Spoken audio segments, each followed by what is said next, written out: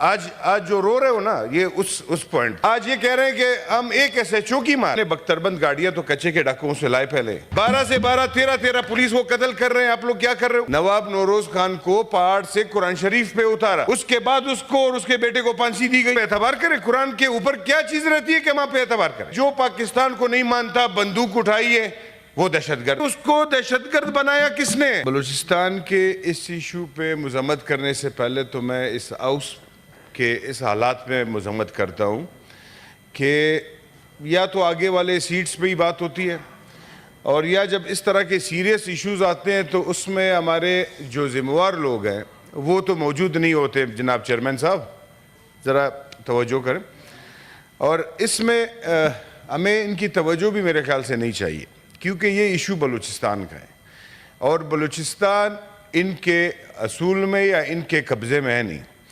بلوچستان پچھلے جب سے پاکستان بنا ہے یہ کسی اور کے ہاتھ میں ہے. وہاں کے تمام تر فیصلے کوئی اور کرتے ہیں. بلوچستان میں ایسے ایک دن میں 200 لوگ بھی شہید ہوئے ہیں ایک بم بلاسٹ میں ہزارہ برادری کے, اس پہ کبھی کچھ نہیں ہوا. یہ جو حالات ہم بتا رہے ہیں کہ آج یہ ہوا ہے, ہم کس سے پوچھیں؟ ہمیں تو وہی ذمہ وار لوگوں کو بلانا چاہیے جو اس وقت بلوچستان پہ قابض ہے اور وہ چلا رہے ہیں. ہم نے پچھلے 15-20 سالوں سے وہاں پہ ایف سی کو بٹھایا ہوا ہے تو ہم کم سے کم IGFC کو بلائیں کہ آپ ہمیں بتائیں آپ کس چیز کے لیے وہاں بیٹھے ہو. ہمیں تو وہاں کے اداروں کو بلانا چاہیے کہ آپ کور کمانڈر صاحب ذرا یہاں پہ آ جائیں ہمارے پاس سینٹ میں, ہمیں تفصیل بتائیں یہ بلوچستان آپ کے ہاتھوں سے کیوں نکل رہا ہے.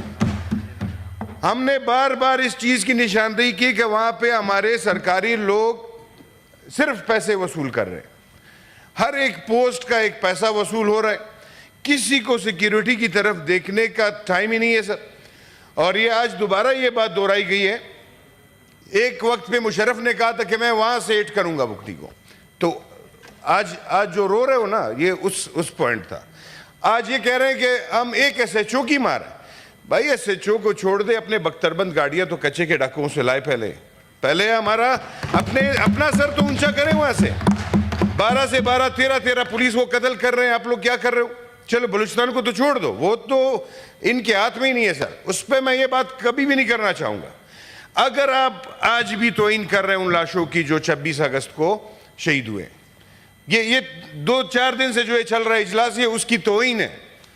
اس لیے توہین ہے کہ آپ ان لوگوں کو بول رہے ہو جس کے ہاتھ میں کچھ نہیں ہے. آپ نے اگر بلوچستان کو بولی صاحب نے کہا نا کہ اعتبار, نواب نوروز خان کو پہاڑ سے قرآن شریف پہ اتارا, اس کے بعد اس کو اور اس کے بیٹے کو پھانسی دی گئی, تو آپ پہ اعتبار کریں. قرآن کے اوپر کیا چیز رہتی ہے کہ وہاں پہ اعتبار کریں؟ یا وہ لوگ جو یہ کہہ رہے ہیں کہ فرق ہمیں معلوم ہے, فرق یہ ہے کہ جو پاکستان کو نہیں مانتا بندوق اٹھائی ہے وہ دہشت گرد.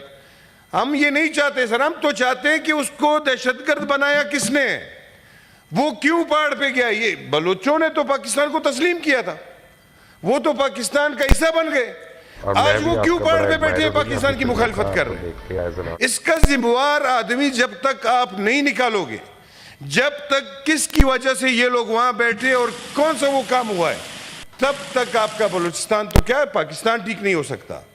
یہاں پہ ہمارے وزراء آتے, آج جو وزراء یہاں بیٹھے ہیں وہ کس طریقے سے آئے, وہ پہلے وزیر بنے بعد میں سینیٹر بنے.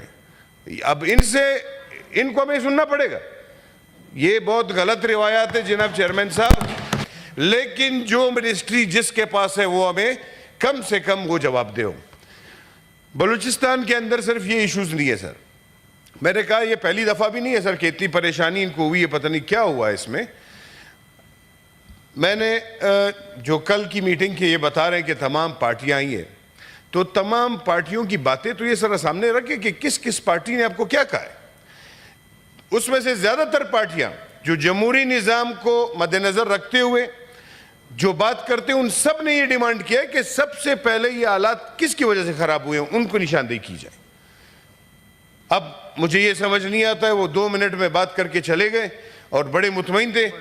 تو اس طرح تو سر یہ بلوچستان کے ساتھ ابھی نہیں, یہ 70 سال سے ہو رہا ہے سر, 70 سال سے ہو رہا ہے. وہاں کے سی ایم کے پاس ایک اسسٹنٹ کمشنر کو تبدیل کرنے کا اختیار ہی نہیں ہے. وہاں پہ کوئی ایکسین لگا نہیں سکتا وہ. اور یہاں پہ ہمارے بہت سارے لوگ خوش ہیں, وہاں پہ پتہ نہیں کس پارٹی کی گورنمنٹ. کچھ نہیں, بلوچستان میں آج تک کسی کی گورنمنٹ نہیں ہے سر. وہاں پہ بہت بڑے لوگوں کی گورنمنٹ ہے, اور انہی لوگوں کو میں یہاں بلانا چاہتا ہوں کہ آپ کے تسلسل سے میرے سارے دوستوں کے کہ وہ آئے, آئی جی ایف سی آئے, کور کمانڈر صاحب آئے, یہاں پہ ہمیں ذرا بتائیں بلوچستان کے بارے میں. اگر اس طرح آپ چلائیں گے, یا تو ایف سی کو وڈرا کریں, چھوڑ دیں. بس یہی آپ کہہ رہے ہیں کہ بالکل وہاں پہ پارٹیز چلا رہے, تو پھر پارٹی کو چھوڑ, پھر ایف سی کی ضرورت وہاں نہیں پڑتی.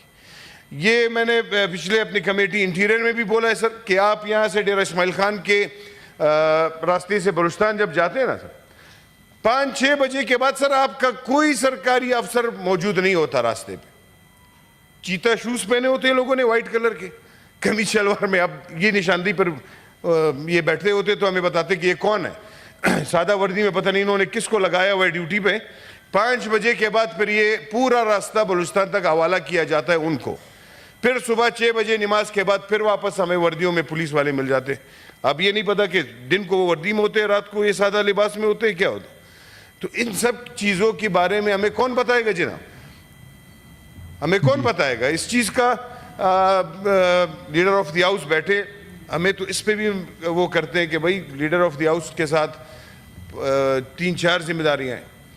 تو ہم تو یہ چاہتے تھے کہ ہمارے پاس ایک لیڈر آف دی ہاؤس ایسا بندہ ہو کہ اس کا آفس کھلا ہو, وہ موجود ہو. ہمارے 10,000 مسئلے ہوتے ہیں, ہم جا کے ان کے آفس میں بیٹھے بات کریں ان سے.